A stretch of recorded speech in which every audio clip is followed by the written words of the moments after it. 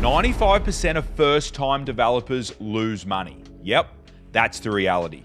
And most of them never even knew what went wrong until it's way too late. I've personally delivered over $500 million in successful townhouse projects. And I've seen firsthand what separates the winners from the ones who never go again.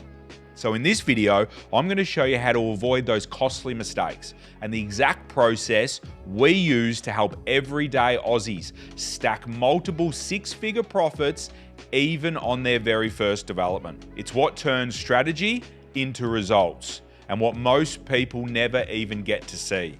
Make sure you stick around because we're kicking off with the biggest mistake of them all.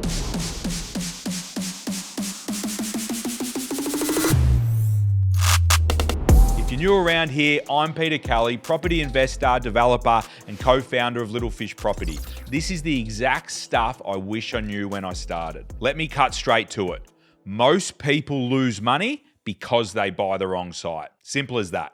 Wrong zoning, bad overlays, poor orientation, and then low resale values on the end as well. And they don't even realize it until they're halfway through town planning and 50 grand in the hole. Sometimes even further through, around the build stage when you really start dialing in your resales.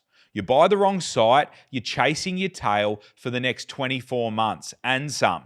It doesn't matter how good you are or how good your builder is or your design, you just can't turn pig shit into jam. And that's if you're lucky. Some never recover.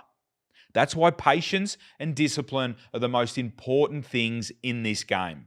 You've got to run your feasibility, talk to the right people, builders, designers, town planners, especially your selling agents.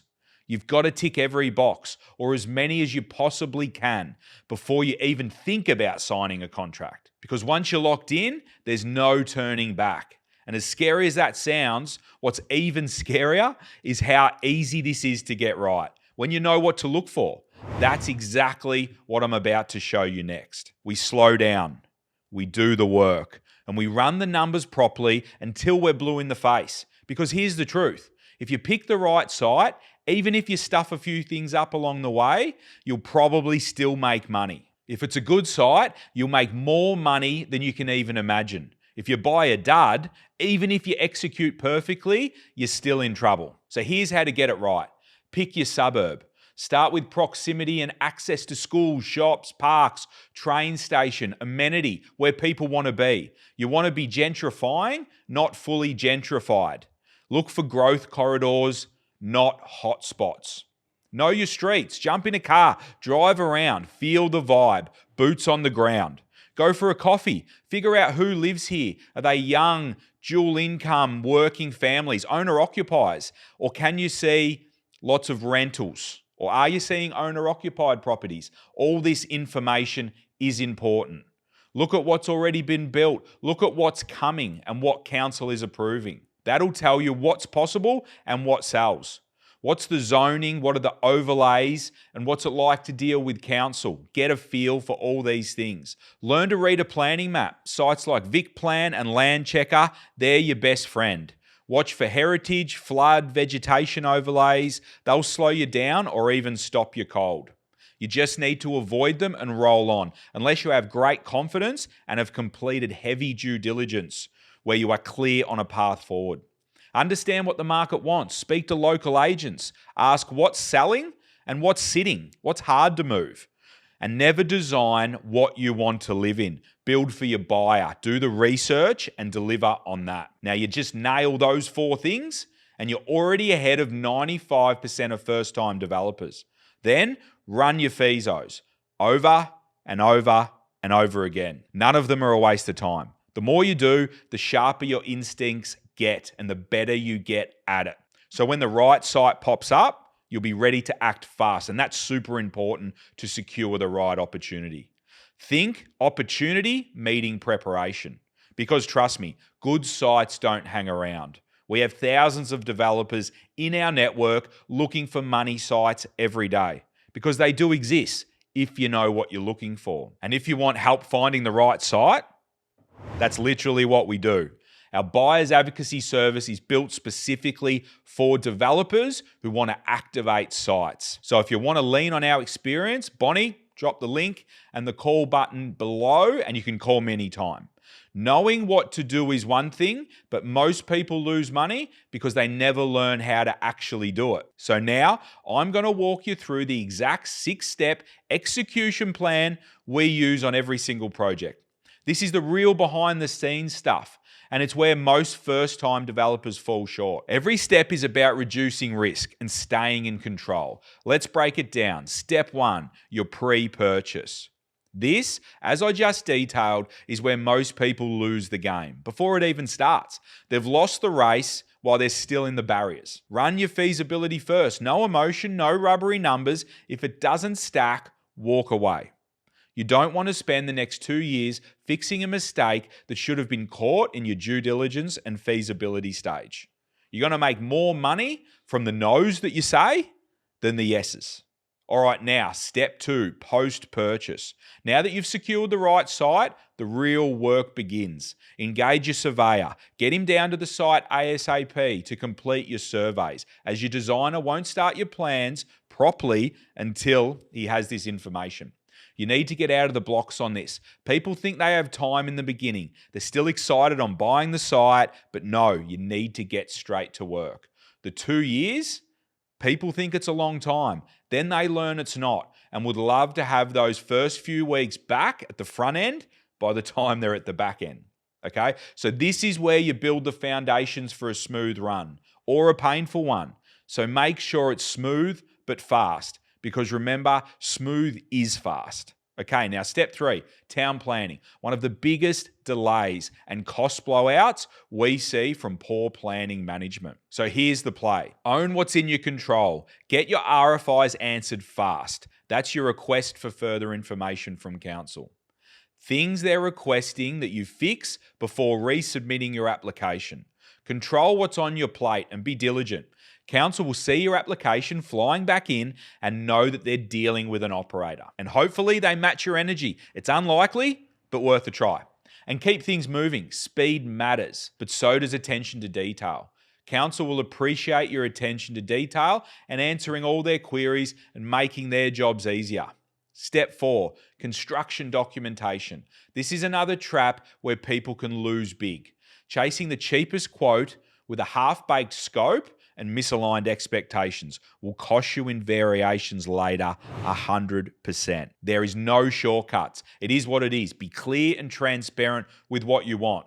So lock in your fixtures and your finishes and your full spec.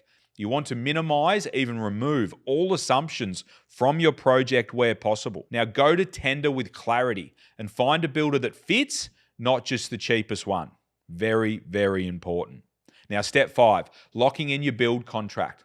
This is your legal shield. Use proper contracts, include LD, so liquidation damages, to protect yourself if things run over. Typically, we might recommend something like a week's rent as your LDs. Sometimes this can be hard to get your builder to agree, as those numbers are creeping up and are quite aggressive. But just make sure it's fair. Have the convo with the builder. And remember, LDs go both ways. So if you slow your project down as the owner, the builder can charge LDs too. Hope is not a strategy. Cover your ass. Have those hard convos with your builder before you get into it. Better off discussing the tricky situations before you're in them. Okay, now step 6, your kick-ass sales and marketing plan. Here's where you cash in or you leave money on the table. You've done all the hard work and now it's time to make it rain money. We usually go to market during construction. Not always, but mostly. And obviously where it makes sense. If you're selling your development, it's hard to sell if it's a secret. So nail your marketing assets. Renders, brochures, mood boards, site signage, whatever makes sense to push and position your product as the amazing opportunity it is. I say it all the time. How a buyer perceives something will directly determine how they respond. And remember, you're not selling walls and tiles. You're selling a feeling. You need to make your buyers feel something. Bottom line, every one of these steps exists to do one thing, to stack the odds in your favor. and keep you out of the 95% who lose. If you can't sell off the plan, you're going to be selling on completion with a strategy agreed upon with your trusted local agent.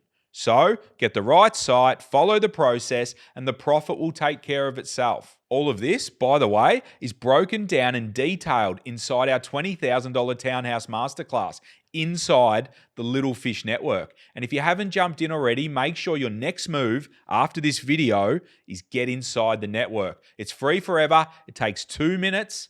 No excuses. All right, let's call out the risks. The fastest way to lose money: buying the wrong site. No two ways about it. But here's what else can kill your deal. Budget blowouts. Usually happens when your scope is loose or the builders are unclear. Misaligned expectations equals variations.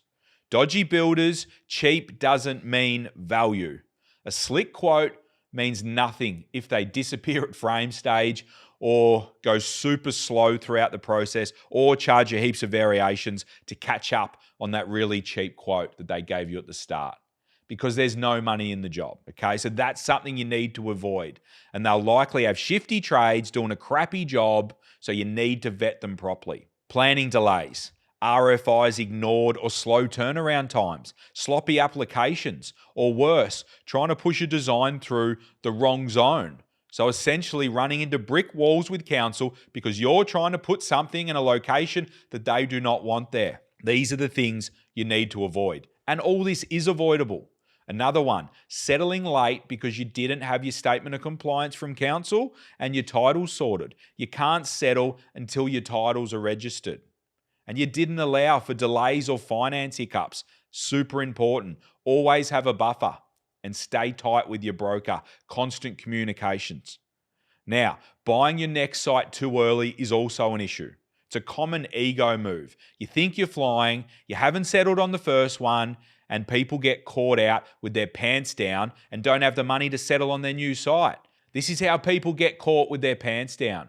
You can win at this game by staying alive between projects, not just during them. The way you avoid all this: stick to the process, think like a developer, do your market research, talk to the right people. The information is out there, and understand what the market wants, not just what you like. Super important. And if you're still here, you're already ahead of most.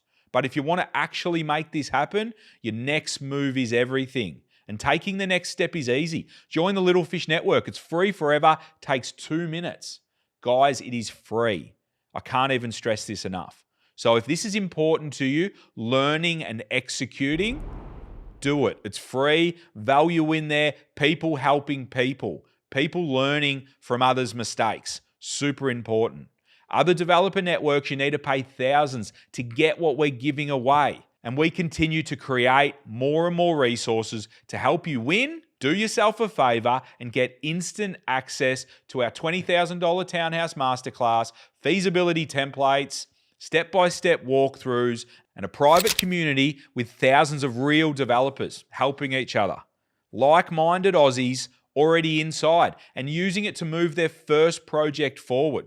Hit the link in the description or just Google Little Fish Network. Thank me later. And if this has helped you out at all, please subscribe on YouTube, hit the like button, and if you're on audio only, give us a 5-star review. Really helps a lot and helps us reach more people and tells us to keep making this type of content, which we will keep doing for you legends. I'm Peter Kelly. Appreciate you sticking around. Till the next one, see you at the top.